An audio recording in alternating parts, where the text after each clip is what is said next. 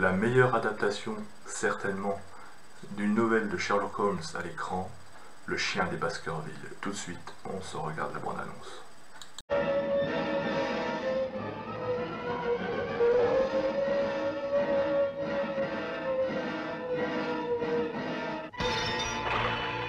Know then the legend of the Hound of the Baskervilles. Take heed, and beware the moor in those dark hours when evil is exalted. Else you will surely meet the Hound of Hell, the Hound of the Baskervilles. Which way? For heaven's sake, which way? The greatest story ever written by one of the world's greatest storytellers, Sir Arthur Conan Doyle's classic masterpiece of mystery, suspense, and horror, The Hound of the Baskervilles. Some revolting sacrificial rite has been performed. What depths a human being can sink to. What human being could have done this? That is precisely what I intend to find out. But how can you be so certain that somebody took one of the bishop's spiders and deliberately placed it in Sir Henry's room? That it wasn't in the luggage he brought from South Africa? Elementary, my dear Watson. There are no tarantulas in South Africa.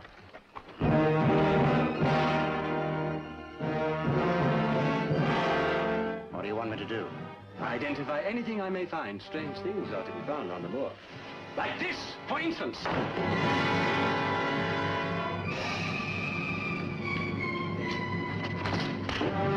Why?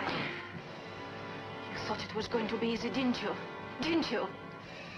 You won't be the first of your family who thought that. And you won't be the first to die because of it.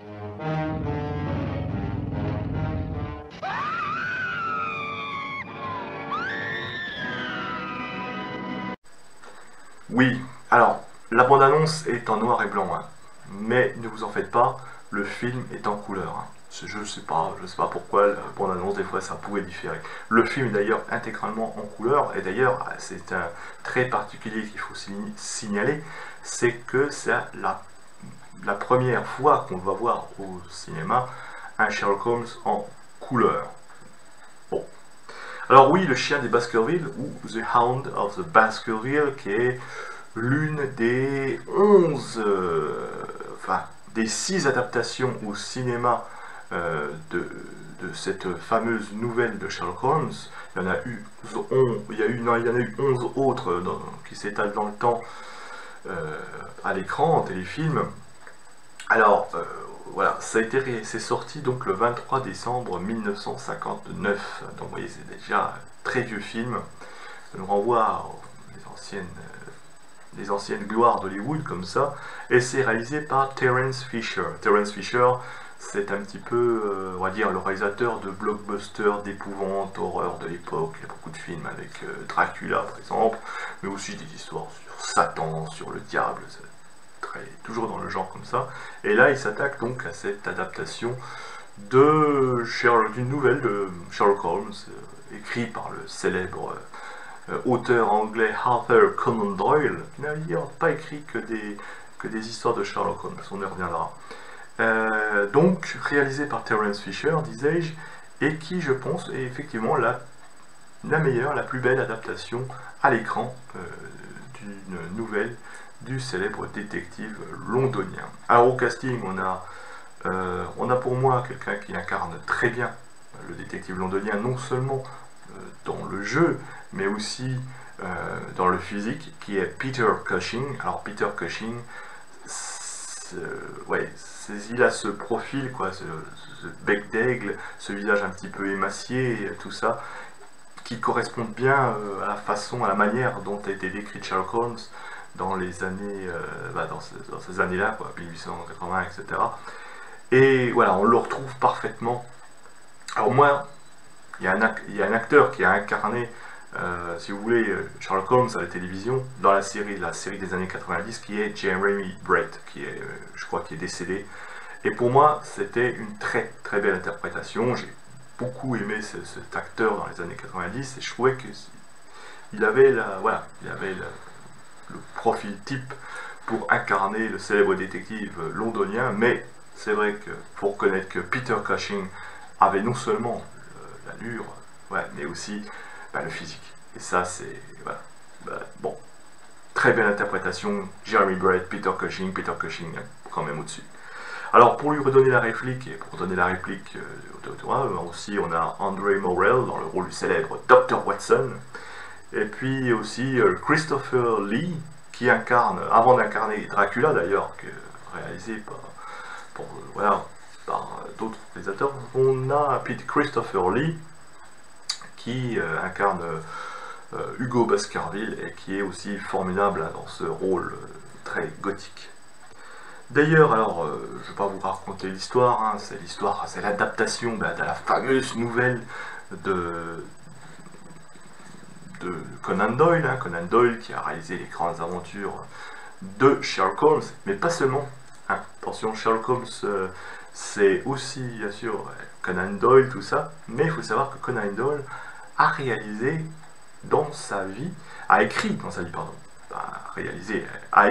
vie des nouvelles qui étaient beaucoup plus sombres, un petit peu gothiques, épouvantes, fiction, voilà, tout ça.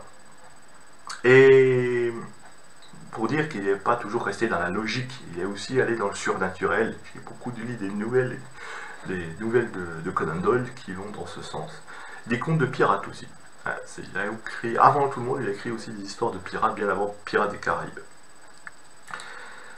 Alors voilà, et pour faire la pièce Le Chien de Baskerville, il faut savoir que Conan Doyle s'est fondé sur une vieille légende du XVIIIe siècle, en Angleterre, où vous aviez comme ça un aristocrate anglais, propriétaire, landlords, qui avait élevé un chien, mais vraiment dressé un chien pour s'en prendre, dit-on, à sa femme dont la réputation était un petit peu volage, infidèle. Alors pour se venger, il avait dressé ce chien et il l'avait poussé à l'attaquer, et il avait si bien réussi son coup que la bête se serait alors retournée contre lui, l'aurait dévoré et entraîné comme ça la malédiction de ses descendants pour des générations à venir. Alors ça, c'est la légende de base. Ça a tellement bien plu à Conan Doyle à l'époque qu'il a écrit, je crois que c'est en 1902, il a écrit cette nouvelle, Le Chien de Baskerville, qui raconte un petit peu à peu près la même chose, sauf il y a des différences comme ça. Et voilà. C'est dans ce film qu'on va voir pour la première fois cette fameuse phrase que tout le monde connaît tous, hein, quand on dit Sherlock Holmes, le fameux élémentaire, mon cher Watson, que Conan Doyle n'a jamais écrite. Et non, que vous ne trouverez jamais de traces dans les romans de Conan Doyle, cette fameuse phrase, cet élémentaire, mon cher Watson. C'est juste ce film où vous voyez où vous pouvez entendre cette réplique. Voilà, tout le monde connaît cette fameuse réplique. En fait, elle n'existe pas dans les romans de Sherlock Holmes. Mais par contre, c'est dans ce film qu'elle apparaît pour la première fois. Comme quoi. C'est un film, alors déjà c'est un vieux film, il faut se remettre un petit peu dans le contexte. C'est tellement tourné en studio, il y a 2-3 scènes à l'extérieur. Bon, c'est vraiment anecdotique. Tout l'intégral de l'histoire, hein, autant que ce soit dans le salon censé être à Baker Street, ou alors dans le château de Baskerville, ou alors à la fin un petit peu dans les mines. Tout a été tourné en décor reconstitué dans les studios, et c'est d'ailleurs, il faut reconnaître que le travail était plutôt bien fait à l'époque. Voilà, encore une fois, je veux dire, même si on n'avait pas les effets numériques, eh ben on avait des décorateurs qui travaillaient comme ça, à agencer les décors qui étaient peut-être en carton-pâte, avec peint, tout ça, avec des éclairages, des lumières, des effets avec de la fumée, tout ça pour recréer une ambiance. Il y avait de l'imagination, comme quoi, hein, on n'a pas attendu Bon, on va pas jouer le vieux con, hein. On va pas jouer les vieux cons ici, mais c'est vrai que quand même faire travailler les décorateurs, ça avait une autre allure. Bon, voilà, c'est une autre époque. On connaissait pas le numérique, on connaissait pas toutes les avancées techniques qu'il y a aujourd'hui, mais au moins on faisait travailler notre imagination. C'est comme ça. Voilà, ce que j'en ai pensé, ben, c'est un très bon film, hein. Il y a un côté, alors il y a un côté, on retrouve un petit peu le détective londonien, si vous êtes fan de Sherlock Holmes, ben, voilà, vous allez retrouver un petit peu l'ambiance, c'est très bien écrit, hein. On est dans les années 50, 60. Alors c'est effrayant, oui et non en fait, c'est surtout sur le psychologique, sur le mental que ça joue. Hein, on ne montre pas les meurtres à l'écran, hein, on ne montre pas des effusions de sang, n'oubliez pas que c'est un film qui est réalisé un petit peu sous le fameux code Hays, qui réglemente tout ça à Hollywood, enfin qui régit tout ça, parce que c'est pas officiel, hein. Mais voilà, qui régit un petit peu cela, c'est vraiment très moral, on montre rien, on montre truc.